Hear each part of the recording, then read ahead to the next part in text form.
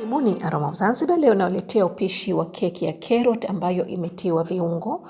Na kwa upishi huo taanza ku roast nuts. Mimi nimetumia hizi zinaitwa walnuts ambazo nafikiri zinaitwa jozi kwa Kiswahili, na pia nitatumia na pecans nusu kikombe. Kwa jumla ni kikombe kimoja cha nuts.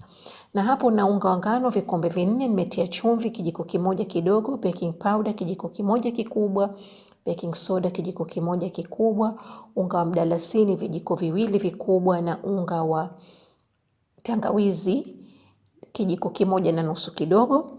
Tutachanganya wakati tunachunga.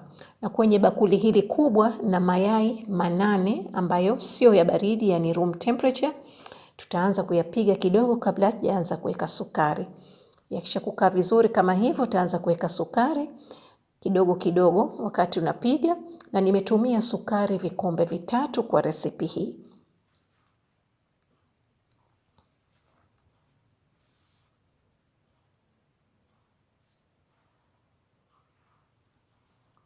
Kisha kumaliza sukari yetu, utapiga kiasi dakika 1 hivi, halafu utaweka mafuta. Hii ni keki ya mafuta na nimetumia mafuta vikombe 2. Nimetumia mafuta ya canola, lakini unaweza kutumia mafuta ya sunflower au ya safflower au ya vegetable au mafuta yoyote ambayo hayana ladha kali au harufu kali. Tusha kumaliza mafuta hapo, utapiga pia kidogo, sio sana. Halafu tutaweka unga. Hapo mchanganyiko wangu wa unga na weka wote kwa pamoja.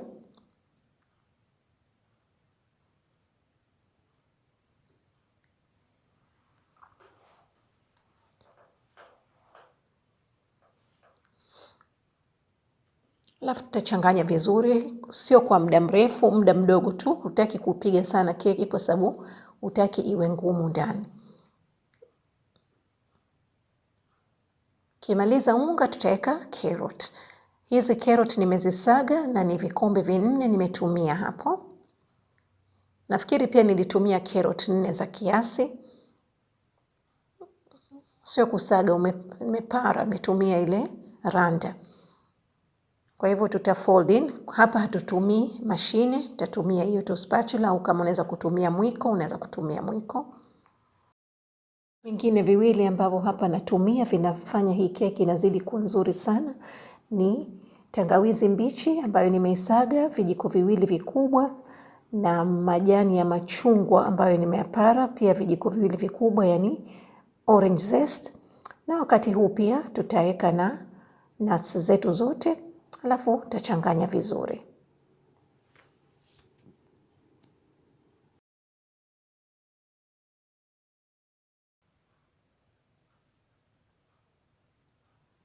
Kimaliza hapo, tuko tayari kuweka kwenye mabati. Nimetumia mabati 3 ya inchi 8 ya mviringo ambayo nimeweka mafuta halafu unga ili keki isigande.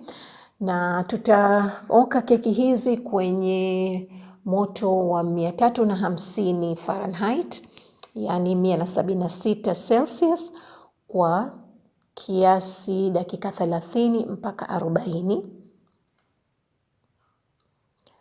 Wakati keki zetu zinaoka, huku tutaanza kutengeneza cream cheese buttercream ambayo nimetumia vikombe 2 vya icing sugar, na nimetumia siagi nusu kikombe. Na hakikisha siagi kama sio ibaridi, na kwa vile sukari ilikuwa nyingi, nilikuwa nataka kuichanganya hapo ili tukiweka mashine yetu sukari isiwe inaruka nje.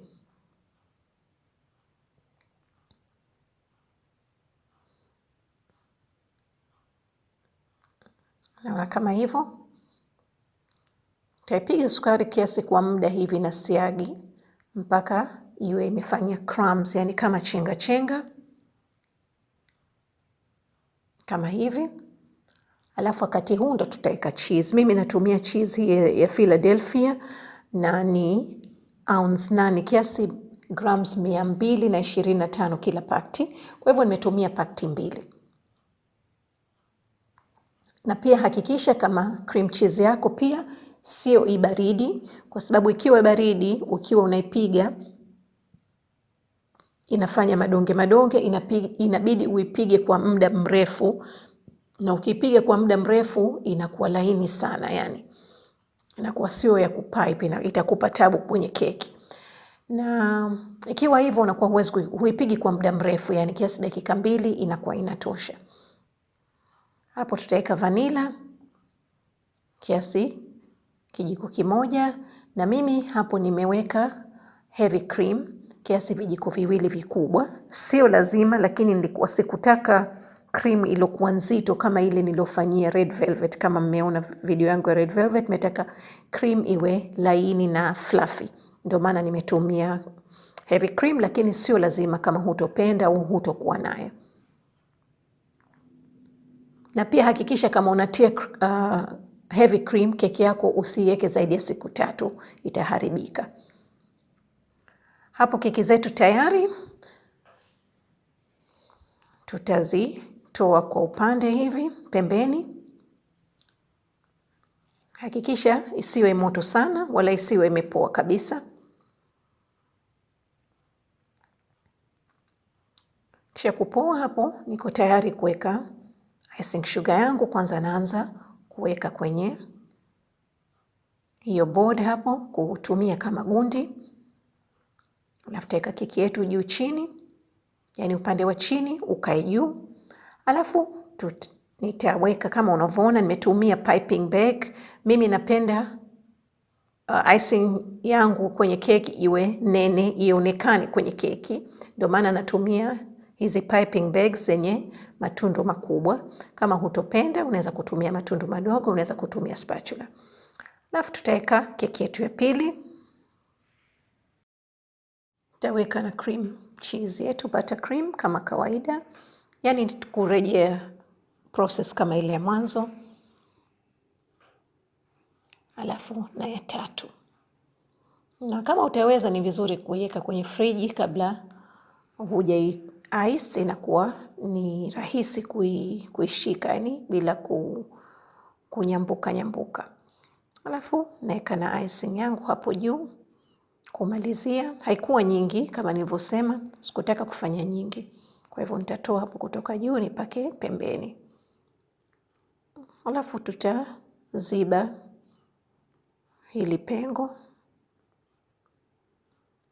kama hivyo. Hii ni keki ya nyumbani tu. Hii keki mimi nilifanya Thanksgiving, lakini sikupata muda wa kuitoa, na mtanisamehe sijaweza kuimaliza, yani sikuionyesha mpaka mwisho kuikata, kwa sababu tulila siku ya pili na kulikuwa kuna wageni, sikuwa na muda wa kufanya video, lakini nilichukua picha. Okay, tutatengeneza na juu kama kawaida.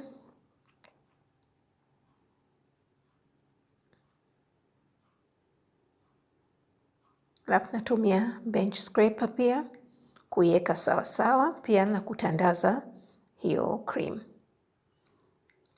Na ukimaliza hapo, huwa naweka kwenye friji kiasi dakika 15 hivi au 20 kabla sijaendelea na mapambo mengine. Na unaweza kuweka mapambo yote utakayoyapenda mwenyewe, au unaweza kuiacha hivyo hivyo kama utapenda pia, sio vibaya. Mimi niliweka cream caramel ambayo nilikuwa nayo, lakini kama utapenda kuona, ninayo video jinsi ya kutengeneza caramel nyumbani. Kama utapenda kuangalia, unaweza kuangalia. Na haikuwa nyingi, kwa hivyo ilikuwa imebidi nitandaze kwa kijiko.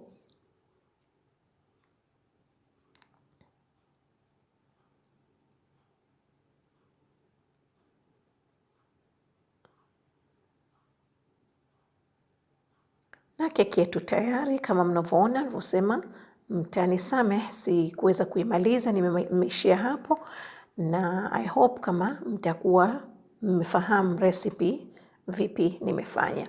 Asanteni sana. Kwa mapishi zaidi, karibuni Aroma of Zanzibar. Mtakuta viungo na vipimo vyote kwenye kurasa hii na pia kwenye description box hapo chini ya tarehe.